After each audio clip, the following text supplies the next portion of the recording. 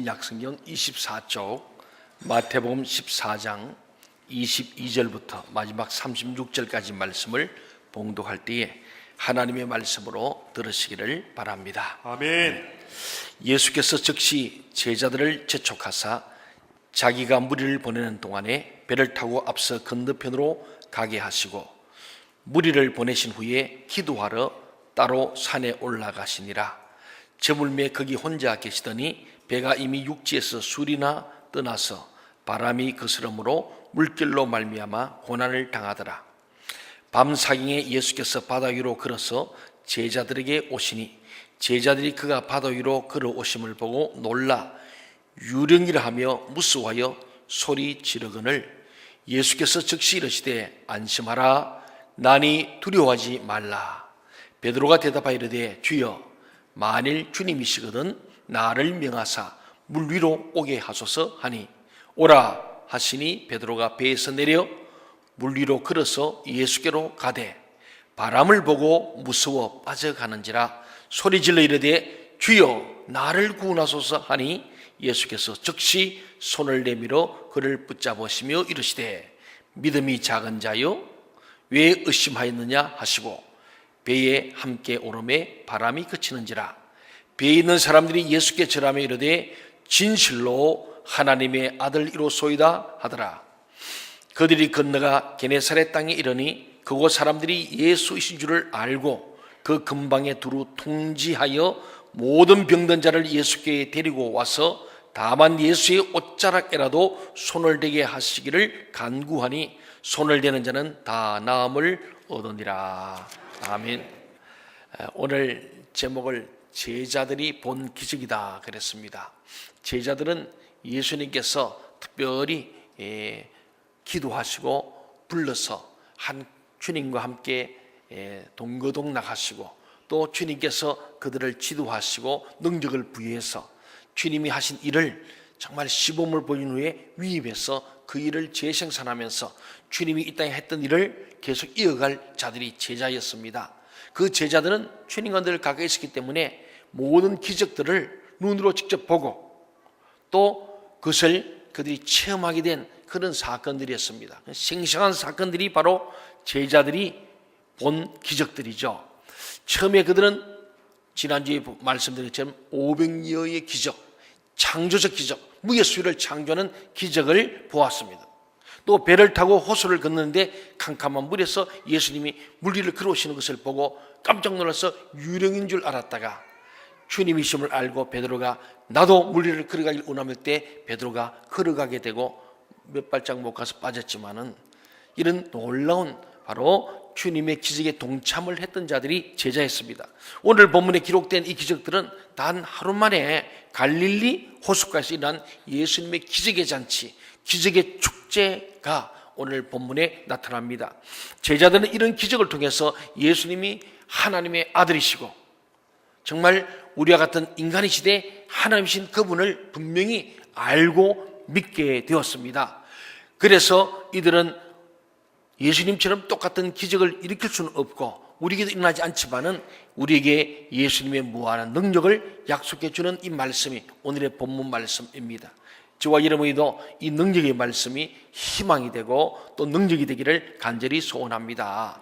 예수님께서 굶주린 5,000명 아니 그들의 모든 가족 하니까 10,000명이 넘는 그 많은 사람들을 정말 떡을 먹이시는 이 기적을 행하고 나니까 예수님의 능력이 거기까지인 줄 알았는데 이것이 전부 아니라 더 놀라운 기적을 오늘 계속해서 행하시는 사실을 보게 됩니다.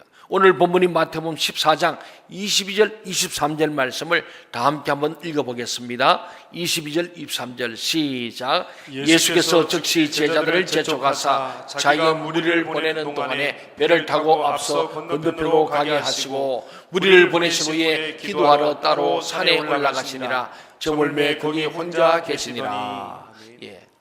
오늘 이 말씀 보면은 사람들이 예수님의 기적을 베푸시는 그 떡 그리고 물고기를 먹으면서 이 소년이 한 끼 먹을 이 도시락 그밖에 안 되는데 그것을 주님께서 축사하시고 감사의 기도를 드리심으로 기적이 일어나서 5,000명이 먹고도 12광에 남는 역사적 사실을 성경 기록하고 있습니다. 이걸 보고 많은 무리들이 얼마나 흥분되고 감동이 됐겠어요. 제자들도 놀랬던 거예요. 예수님께서도 정말 기뻤던 거죠. 예, 배고픈 자들에게 먹을 줄 때 얼마나 기쁩니까? 근데 오늘 주님께서 오늘 이런 기쁜 일이 있을 때에 마귀는 꼭 틈타게 됩니다. 그래서 예수님께서는 오늘 그것을 아시고 바로 십자가의 고난 없는 하나님의 나라를 원하는 많은 무리들, 요한복음 6장에 보면은 이 떡을 먹으면서 기적을 행한 주님을 보니까, 야, 우리가 바라는 바로 그 메시아, 그 왕이 아니냐, 우리 먹을 것을 해결해 주시는 거, 인사만 자라도 먹고 산다 그랬는데 그게 아니고 예수님께서 함께 하시면은 언제든지 수천 명 수만 명을 보리떡 5개 물고기 2마리로 먹이고 남는 이 능력의 주님, 창조적 능력의 주님을 발견하고 왕으로 삼을 했어요. 우리의 왕이 되십시오. 그 먹고 사는 문제 해결되고 로마도 물리치고 우리가 정말 독립하는 나라 되고 하나님 나라가 이때 인류 같은 그 기쁨 때문에 예수를 왕으로 삼고자 하니 예수님께서 이때에 십자가 없는 부활도 없고 십자가의 고난이 없는 하나님 나라가 없다는 것을 그리 알려주려고 하나님의 영광보다는 사람의 인기와 인정으로 만족할 위험이 있는 것이 우리 사람이에요. 우리 사람이 좀 인기가 높고 지지도가 높아가면은 자고하기 쉽습니다. 마치 다 된 줄로 생각하죠. 그래서 우리는 기도를 많이 해야 됩니다. 오늘 우리나라도 대통령의 지도 좀 높으니까 그 밑에 있는 사람들까지도 목에 힘을 많이 주는 걸 봅니다. 마치 완장찬 사람처럼 막 휘두르는 것을 보면서 참 안타까워요. 많은 국민이 주인이다, 주권은 국민이 나온다 그러는데 뉴 패러다임이 열리는 것 같습니다. 사울 왕이 그랬거든요. 참 겸손한 사람이었어요. 초대 왕으로 될 때 그는 나는 왕 될 자격이 없다고 해서 이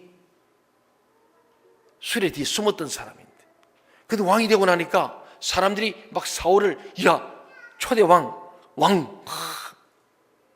그리고 자기도 모르게 왕으로서의 권위를 가지고 또 왕적인 권위를 행사하다 보니까 하나님의 간대가 없는, 하나님의 종 사무엘에게 기름 부어 세웠는데 자기도 모르게 하나님의 자리에 올라가 버립니다. 다윗과 사울의 차이는 거의 다른 거예요. 진짜 왕은 누구라고요? 하나님처럼 알아야 되는데 사람들이 막 이렇게 좀 지도가 높아지고 인기가 높아지면은 자기도 모르게 우습게지는 거예요. 그럼 우리 예수님께서는 그러지 말라는 거예요. 잘 될 때, 기쁠 때 조심해라. 그 주님께서 본을 보인 게 다 왕으로 삼을 할 때 예수님께서는 제자들은 배를 타고 빨리 보내시고 무리도 흩어 보내시고 그는 홀로 그 깊은 밤에 산에 가서 산기도, 새벽기도 하신 거예요. 예수님이 이때 어떤 기도를 했을까? 그것은 다름 아닙니다. 큰 은혜를 주신 하나님 아버지, 기적을 베푸신 하나님 아버지께 온전한 영광을 돌리고 드리고 자신은 다시 한번 십자가를 지겠다고 결심을 갖는 거예요. 이 땅에 온 목적을 또 한번 확인하는 그런 결단의 기도. 하나님과 다시 만나서 아버지, 내게는 기적을 베푸셨는데 그럼에도 사람들이 나를 왕으로 삼아지만 나는 아버지께서 나를 부르신 목적대로 십자가를 통하여 인류를 구원하겠습니다. 결심하는 기도를 했습니다. 요한복음에서 보면 군중들이 예수님을 억지로 왕으로 세우려고 한 것이 나쁜 의도였다고 생각하지 않습니다. 그러나 이것은 로마 제국이나 유다 당국과 전쟁을 시작하는 반역이 될 수도 있는 것입니다. 그래서 지식이 없는 열심보다 더 무서운 것이 없습니다. 지식이 없다는 것은 알지 못하고 막 용기 내는 거예요. 쉬운 말로 무식하면 용감한 것. 그래서 우리는요, 하나님을 알지 못하는 무지가 큰 죄입니다. 그래서 말씀을 열심히 읽어야 합니다.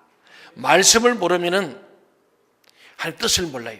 뜻을 모르면은 아버지의 뜻이 이 땅에 이루어지길 원하게요. 그렇게 기도하라 그러잖아요. 아버지의 나라가 이 땅에 하늘에서 이루어진 것처럼 땅에서 이루어지길 원하도록 매일 이렇게 기도하신 예수님이 가르쳐주신 기도, 우리의 영원한 기도, 바로 주기도문입니다. 그런데 그 뜻을 알지 못하면은 우리는 맹신자가 되고 하나님 뜻과 관계없이 하나님의 이름으로 죄를 지을 수 있는 거예요. 그것이 우리 역사의 십자군 전쟁이었습니다. 사랑하는 여러분, 오늘 우리 주님께서는 말씀하고 있습니다. 오늘 지식 없는 열심은 참 무서운 죄가 될 수 있어요. 오늘 우리 사회로서 나라 민주로서 많이 기도해야 합니다. 오늘 이게 보면은 이때 예수님께서는 제자들이 호수를 배제하는 것을 보셨어요. 배를 타고 가도록 했었으니까. 그리고 무리들이 다 집으로 돌아가 있고 예수님 다 정리하시고 이제 기도하러 가신데 보니까 배를 타고 잘 가고 있는 것 같은데 그때 보니까 군중들도 참 주님의 기적을 경험하고 기뻐서 가고 제자들도 처음에는 예수님이 설교가 길어지니까 빨리 끝내라고 그랬잖아요. 왜 어두워지면은 어떻게 감당이 안 됐어. 나중에 막 짜증도 내고 불평 엄마하고 아니 이거 담배를 200개나 내는데 우리 한 사람이 연봉을 다 얻어도 지금 될까 말고 돈이 있어도 식당도 없고 먹을 데가 없는데 예수님 빨리 좀 끝내세요. 이런 사람들이었어요. 근데 오늘 예수님께 단 한 번 이 축사하시고 5,000명 먹고 남는 그런 기적을 보고 나니까 군중들도 먹고 나니 배불러 좋았어. 띵까띵까 하고 집에 가고 이 제자들도 자기의 스승 예수님이 기적을 배우니까 자기도 목에 힘이 막 들어오는 거예요. 어이, 우리 주님 말이야. 우리 이런 사람이야. 하고 지금 배 타고 가면서 그냥 콧내려보려 가는데 가다 보니까 지금 풍랑이 갑자기 났습니다. 그래서 마침 바람이 불고 풍랑이 일어나서 막 노를 짓는데 고생하고 있는 거예요. 지금 침몰 직전입니다. 예수님은 제자를 너무나 사랑하기 때문에 그냥 두고 볼 수 없어 기도를 마치시고 바로 제자를 도와주시고 교제하려고 물 위를 걸어가시는 거예요.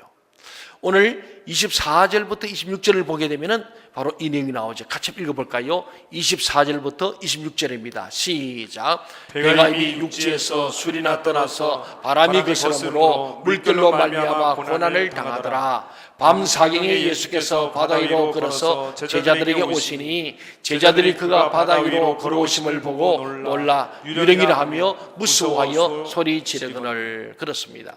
예수님께서 물 위를 걸으신 것은 앞에서 말한 이 창조의 기적 500개의 기적이 아니고 자연의 법칙을 뛰어넘는 그런 기적이었어요. 무에서 유를 이 떡을 만드는 이것도 대단한 창조의 기적인데 이제는 자연 만물을 다스리는 자연 법칙을 초월하는 그런 기적을 베푸신 거예요. 자연 법칙에 가면 중력 때문에 사람은 물에 들어가면 빠져 죽습니다.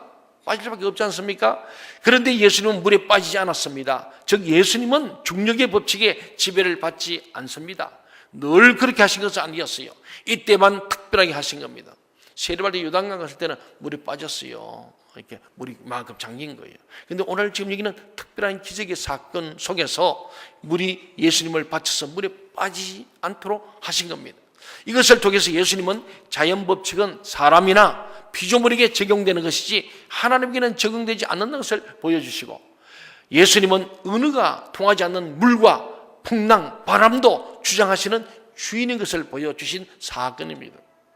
최근에 우리 정부 요직에 들어가는 사람 때문에 창조론, 진화론 합니다만 이러한 대로 진화론은 이미 가짜뉴스 드러났지 않습니까? 가설이었는데 어떻게 얘기할 수 없으니까 가설, 가정이었죠. 그런데 진화가 된다면은 저 창경훈의 원숭이가 사람이 돼 나와야 됩니다. 그래 그 논리가 맞는 거예요. 그 진화론은 이미 끝난 거예요. 창조론은 믿음의 사람만이 알기 때문에 믿지 않는 자들은 그걸 또 잘 안 믿어요. 근데 진화론은 이미 부정돼 버린 것이고 창조론은 믿음의 세계니까 안 믿는 사람은 못 믿고 믿는 사람은 믿는 거예요. 그런데 오늘 이 성경에 나타나는 걸 볼 때는 예수님께서 하나님이신 그분 인간에 오셔서 결국은 풍랑도 바람도 잔잔케 하시는 자연 만물을 다스리시는 주님이심을 우리에게 보여준 사건인 줄 믿습니다.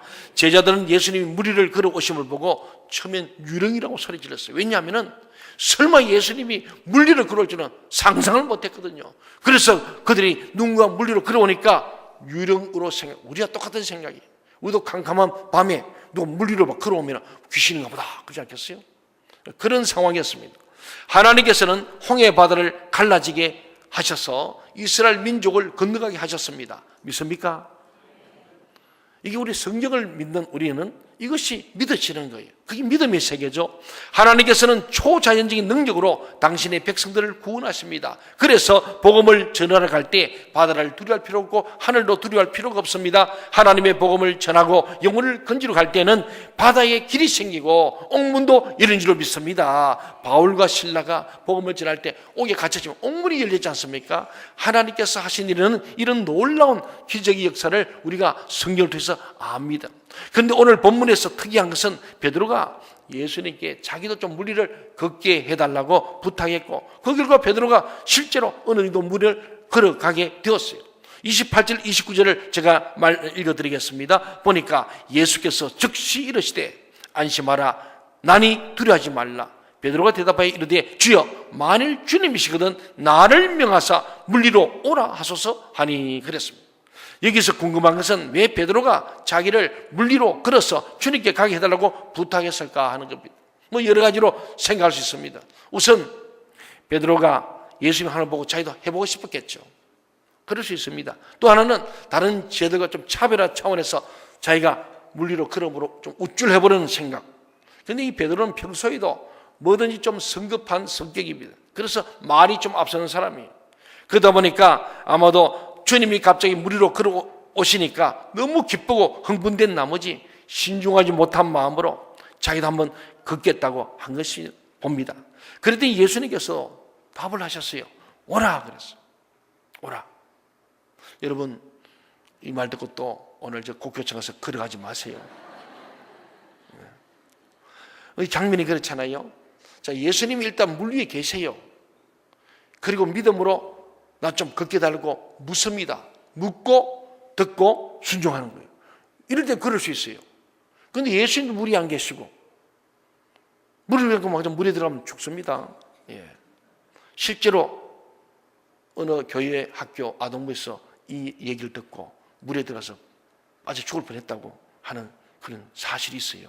그래서 저는 꼭 얘기합니다. 혹시 우리 중에도 믿음이 너무 좋아가지고 또 들어갈까 봐. 예. 근데 주님께서 베드로가 참 한 얘기가 참 의미가 얼마나 있겠어요. 근데 주님께서 이 부족하고 또 믿음 없는 이 베드로를 알면서도 예수님께서는 오라고 말씀하신 거예요. 베드로는 물리를 걸어서 예수님께로 정말 몇 자국 갑니다. 저는 이 내용을 가만히 묵상해 보니까 베드로가 믿음이 대단한 거예요. 여러분 지금 풍랑이 지금 일고 있습니까? 이미 잔잔해졌습니까? 자세히 보세요.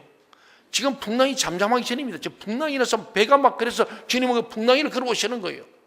지금 막 배가 침몰되기 직전인데 거기서 자기는 물리를 걸어가기를 원한다고 했는데 좀 오라니까 정말로 배에서 내려가지고 물리로 발을 툭 담간 거예요.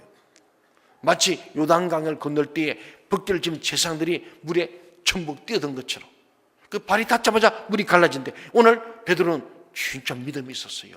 믿음으로 출발한 거예요. 그랬더니 물리를 걷는 거예요.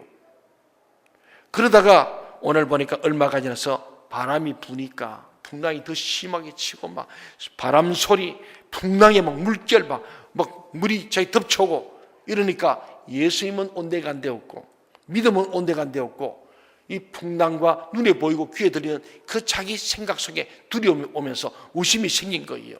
그래서 결국 물에 빠지고 말았어요. 오늘 30절, 31절을 우리 다 같이 한번 읽어보겠습니다. 시작. 바람을 보고 무서워 빠져가는지라 소리질러 이르되 주여 나를 구원하소서 하니 예수께서 즉시 손을 내밀어 그를 붙잡으시며 이르시되 믿음이 작은 자여 왜 위심하였느냐 하시고. 예. 베드로가 물리를 걷겠다고 한 것은 잘한 것은 아닙니다. 호기를 좀 부렸다 볼 수 있겠죠. 그러나 비록 베드로가 잘못했다 하더라도 예수님이 허락하셨으면 이것은 하나님 뜻으로 믿어야 합니다. 그런데 베드로는 초지일관하지 못했어요. 함정선 인사합시다. 초지일관합시다. 여러분 뜻을 아시죠? 초지일관. 네. 처음의 뜻을 아주 변함없이 일관되게 끝까지 하는 게 초지일관입니다. 믿음은 초지일관해야 할 줄 믿습니다. 가다가 중단하지 말고 우리 동측에 이제 한 가족된 여러분은 초지일관해서 주님 부르실 때까지 오실 때까지 함께 하시길 바랍니다. 제가 목사 될 때에 처음 뜻이 있어 정말 주를 위해서 충성하기로 결심했습니다. 그럼 그 처음 뜻을 끝까지 은퇴할 때까지, 아니 주님 부르실 때까지 그 뜻을 변치 않아야 하는 것이 초지일관입니다. 근데 오늘 베드로는 초지일관이 안 됐어. 항상 시작은 막 불같이 했는데 끝이 시원찮아. 그런 분들이 많이 있지 않습니까? 많이. 그 용두삼이란 말과도 바로 대비되는 말씀이죠. 시작은 성령으로 믿음으로 출발했는데 마지막은 악령으로, 불신앙으로, 원망불평으로 끝나버리는 사람들이 있습니다. 일단 믿고 시작한 후에 마음속에 의심이 생기는 겁니다. 그래서 바람 소리가 나니까 두려워서 물에 빠져버린 거예요. 이때 주님은 믿음이 적은 자여 왜 의심하느냐고 책망하셨어요. 여러분, 믿음이 큰 자 되시기 바랍니다. 베드로가 배에서 정말 풍랑 속에 발을 대고 글을 읽고 엄두낸 것이 대단한 믿음이에요. 믿음이 크게 출발했는데 믿음이 작아져 버린 거예요. 오늘 이 말씀 보니까 믿음이 작은 자여 왜 의심하느냐 그랬어요. 믿음이 작으면 의심합니다. 또 의심하면 믿음이 작아집니다. 동의하십니까? 오늘 그 말씀이에요. 이 말씀을 꼭 기억하세요. 내가 믿음이 적은가 자꾸 의심하니까. 또 의심하면 믿음이 작아지고 서로 상관관계입니다.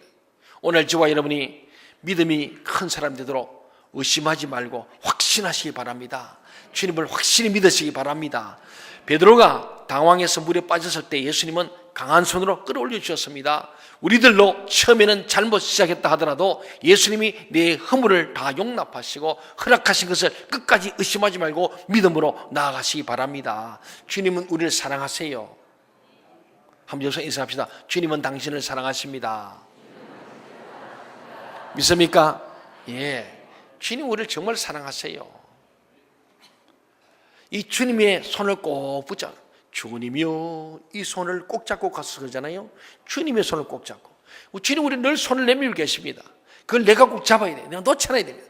오늘 베드로가 정말 믿음으로 출발했는데 의심하느라고. 왜? 주위의 풍랑과 상황과 여건 속에서 그 사람들이 가다가 믿음이 약해지고 의지가 약해져서 초지관하지 못하는 거예요.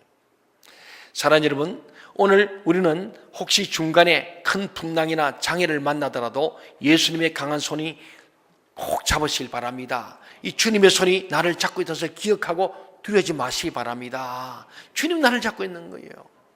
그래서 로마서 8장에서 그러잖아요. 주님이 나를 사랑하시면 어떤 죽음도 위협도 이 주님의 손을 끊을 자가 없다고 바울서는 고백하는 거예요. 바울은 주님의 손을 꼭 잡았고 믿음이 약해지지 않고 초지관했기 때문에 그는 마지막 순간까지, 순교하는 그 순간까지 믿음이 약해지지 않고 갈수록 더 믿음이 강해진 바울 사도를 보게 됩니다. 오늘 이 총회, 우리 주일을 맞이해서 총회 나왔지 않습니까? 1912년에 사실은 우리가 1902년도에 장로의 신학대학, 옛날 평양신학교가 쓴 거예요. 1901년, 2년부터 섰던 그 신학교가 1912년에 이제 목사를 배출하고 신학교 배출하면서 12년에 이제 목사님들이 여러 명이 되면서 처음으로 조선 예수교 장로의 동노회라 해서 우리나라에 처음 노예 행동을 생긴 거죠. 그것이 총회의 기초가 되어서 벌써 우리가 100년이 넘었었습니다. 그런데 보면은 이 교회는 세상의 빛이고 희망이었습니다. 이 나라가 암울할 때에 민족을 구원한 것이 교회였습니다. 정말 이 나라의 여명이 비춰간 것이 바로 선교사들의 복음이었고 그들이 학교를 세우고 병원을 세우고 복지시설을 세워서 지금 이 나라가 여기까지 오게 된 것을 우리는 믿습니다. 주님이 가는 곳마다 복음이 가는 곳마다 사람이 사는 거예요. 그렇습니다. 오늘 그런데 그 모든 이 놀라운 믿음의 역사가 오늘 갈수록 점점 약해지고 있다는 사실입니다. 아까 봐서 1919년도에 3년도에 한 20만 명 됐는데 그 20만 명이 전 2천만 동포들을 이끄는 리더십을 가진 거예요. 오늘 우리가 이 세상에 오늘 주의처럼 거룩한 교회가 다시 세상 속으로 가야 되는데 오늘 세상에 소금이 되고 빛이 되라 하신 주님 말씀대로 짠맛을 내기 위해서는 우리가 녹아져야 되고 빛을 밝기 위해서 우리가 또 녹아져야 돼요. 촛불을 보세요. 어떤 분이 그래요. 촛불 집회하면은 안 된대요. 왜 그러냐니까 촛불은 좌파 사람들 거래요. 근데 그래서 참 그럼 태극기는 우파 사람이고 그리고 한때 우리 광화문에서 좀 그랬지 않습니까? 그건 누구의 전유물이 아닙니다. 저는 늘 촛불을 이렇게 보면은 가끔 촛불을 켜놓고 보면요, 초가 빛을 내기 위해서는 자기 몸을 태우고 심지를 태웁니다. 그러니까 너희가 세상에 소금이 들어가면 이 소금 짬을 내면 내가 소금 녹아져야 돼요. 나를 희생해야 됩니다. 초도 빛을 위해서는 녹아져야 돼요. 이해가십니까? 이것은 하나님의 것이죠.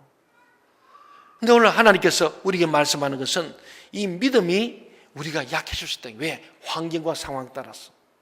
사랑하는 여러분, 오늘 우리가 물에 빠져 당황하여 허우적거릴 때에 주님이 나의 부족한 것과 연약한 것까지 다 용납하시는 것을 믿고 여유만만하게 예수님의 손을 잡고 일어서시길 바랍니다. 우리는 두려워할 이유가 없습니다.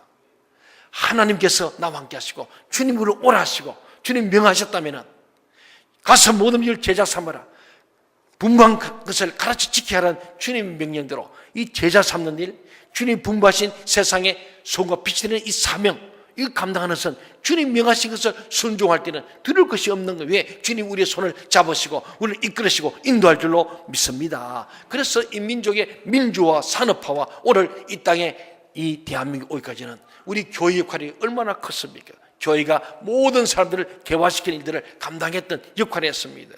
그렇습니다. 예수님의 기적의 잔치는 물 위로 걸어오신 것으로 끝나지 않았어요. 다음 날 사람들은 예수님을 막 찾아오기 시작합니다. 예수님이 게네사렛에 있다는 소문을 듣고 막 사방팔방으로 사람들이 통지를 합니다. 그 능력의 주님, 기적의 주님이 우리 동네에 왔다. 누구든지 다 오느라, 어떤 병을 잡으면 다 오느라고 사람들의 연락을 하고 통지를 했더니 정말 많은 사람들이 막 몰려온 거예요. 오늘 본문 마지막인 34절부터 36절까지 말씀을 다 함께 한번 읽어보겠습니다. 시작. 그들이 건너가 게네사렛 땅에 이르니 그곳 사람들이 예수신 줄을 알고 그 근방에 두루 통지하여 모든 병든 자를 예수께 데리고 와서 다만 예수의 옷자락에라도 손을 대게 하시기를 간구하니 손을 대는 자는 다 나음을 얻으니라. 아멘. 오병이의 기적, 창조의 기적이고 풍랑을 잠잠케 하는 이 자연 법칙을 다스리시는 바로 기적. 이번에는 좀 다른 차원에서 예수님 능력이 막 넘쳐나는 능력의 충만함의 기적입니다. 이 충만하다는 말은 이렇게 그릇에 액체를 담아서 막 물이 흘러 넘치는 걸 말합니다. 이 충만하다, 흘러 넘쳐서 그 능력이 막 사람들에게 흘러가고 전달되는 이 놀라운 사건의 기적을 보게 되는 거예요. 저는 늘 기도할 때마다 우리 교회가 이제 옛날에 동천교회인데 지금 우리가 늘 생명샘 동천교회 불렀는데 이제 우리 노예도 우리 총회도 우리 교회 생명샘 동천교회로 그렇게 등록을 했습니다. 등기도 다 생명도. 이제 여러분들 네이버를 치면은 생명샘 동천교회 딱 뜹니다. 예. 그래서 여러분 우리 교회 알릴 때는 이제 전 세계에서 딱 하나밖에 없어요. 옛날에 동천교회 여러 개라서 헷갈리는데 지금은 생명샘 동천교회다 치라 그러면 딱 나옵니다. 근데 우리 생명샘이 흘러 넘치는 교회. 저는 늘 그렇게 기도합니다. 마르지 않는 샘이 되고, 예, 생수가 솟아 올라오는 생명샘. 그래서 그 생명수 흘러 넘치는 물이 우리 아산과 이 민족을 적시는 생명수 성령의 강이 되기를 간절히 소원합니다. 오늘 그 말씀, 주님의 능력이 흘러 넘쳐서 막 흘러가니까 죽을 자가 살게 되고 병든 자가 나음을 입었던 이 능력의 기적을 보게 됩니다. 그래서 누구든지 예수님의 옷에 손을 대는 자들은 모두 고침받았습니다. 소경이 앞을 보게 되었고 벙어리가 말을 하게 되었고 안전비가 벌떡 일어서 하나님께 영광을 돌렸습니다. 예수님의 이런 능력은 우리는 할 수 없는 것들입니다. 그러나 우리는 이런 주님이 우리 함께 계시는 것을 알고 믿어야 할 줄 믿습니다. 그 주님을 믿어야 돼요. 오늘 이 자리에 오신 여러분들, 우리 예수님의 능력을 믿으시기 바랍니다. 이것 때문에 우리는 예배하는 거예요.